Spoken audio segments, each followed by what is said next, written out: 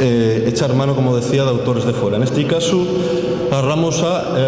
pusimos en contacto con Jesús Tuson Valls, que é un filólogo valenciano e é profesor de lingüística e catedrático de la Facultad de Filosofía de la Universidad de Barcelona, y é un autor de referencia dentro de la sociolingüística y de la lingüística non solo catalana, non solo peninsular, sino también europea y mundial. Quizás la obra más conocida, que é Mal de Llengües, en catalán, Mal de Llengües, que é la que editamos, y que, digamos, é la obra referencial. Esta obra é un alegato contra los prejuicios lingüísticos, el menosprecio contra estas ideas preconcebidas de que hay lingües inferiores y lingües superiores, un desprecio que lleva además y que condena a las lenguas inferiores porque tiene a poco a la su desaparición, ¿no? Y eso tenemos que tenerlo claro, y también fue referencia al propio Tuson en el libro. Es decir, este libro a la larga tapa que se superen los prejuicios lingüísticos, y si se superen, este tipo de libros no faría falta. Y lo triste es que año tras año, día tras día, esos prejuicios mantienense en la misma forma y expresión en cualquiera de los lugares a los que nos queramos hacer referencia.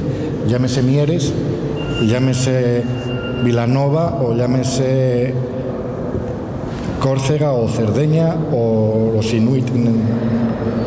Podemos ir desmontando, pasito a paso, esas ideas que mal que bien teníamos todos en la cabeza, que mucha gente sigue manteniendo. Una lengua é máis lingua porque ten máis falantes, porque ten literatura, la que non ten literatura non é lingua. Una lingua con pocos falantes, pa que val? Como vamos a falar de física cuántica en catalán, que ya era el exemplo que ponía él? Porque, como dice el autor, en algunas partes del libro, los prejuicios non nacen de la nada, xenérense, y suelen ser los poderes, el poder concreto de cada lugar, el que genera una serie de ideas preconcebidas que determina como buenas, como técnicas y como doctes, y condena a otras cosas al ostracismo, a lo malo, a lo pequeño o a lo inferior.